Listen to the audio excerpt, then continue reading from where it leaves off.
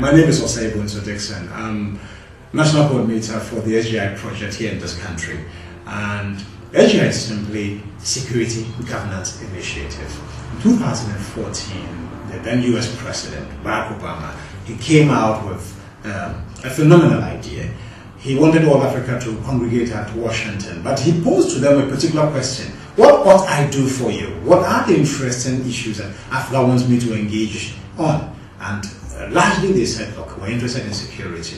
And so security cooperation actually developed from that particular meeting. A number of countries eventually were selected for SGI implementation and SGI partnership with the US government.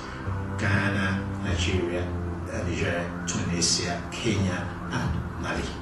And what we have done is to isolate areas of partnership, to splinter them into areas where we can address threats confronting our national security.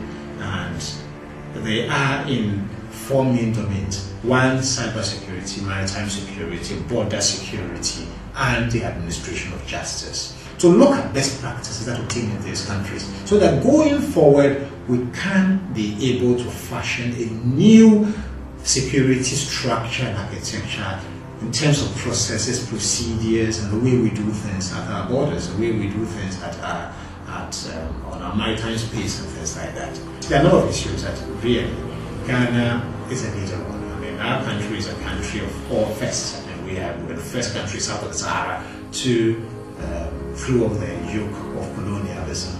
And so when it comes to institutional renewal, security sector reform, intelligence sector reform, things like that, we are always a beacon on the continent of Africa. This is where the anointing is, and this is where other people look for leadership anyway on our continent. The issue about what government is doing is a question that must be asked on and on again.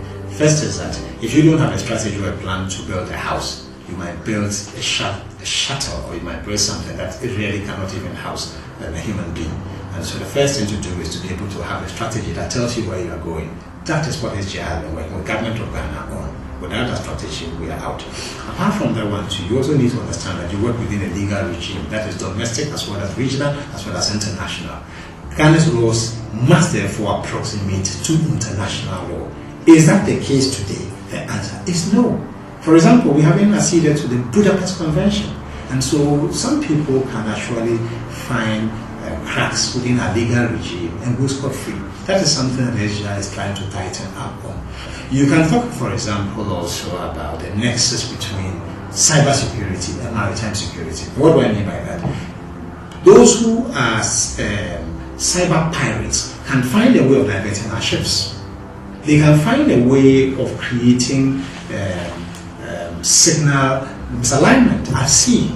That can cost us a serious amount of money, can cost us coalition issues, and so on and so forth. So there's some of these threats that even though we try and segment them, there's a sense in which if one looks analytically at them, they can be intertwined.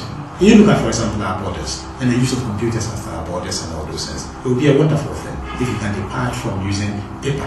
What must happen is the development of our structures, our institutions, and our processes. That is what must occur. That must seriously occur. We're involved in nation building, national security, architecture building. And so that is for Ghana's perspective. That is something that must occur. We must really look at our maritime domain spaces and see that now that we're going to have a peaceful blue ocean, there are going to be those who will trouble that kind of ocean. Piracy, bunkering activities, so on and so forth. So we must be able to think about a maritime security strategy that allows us to confront those risks head on.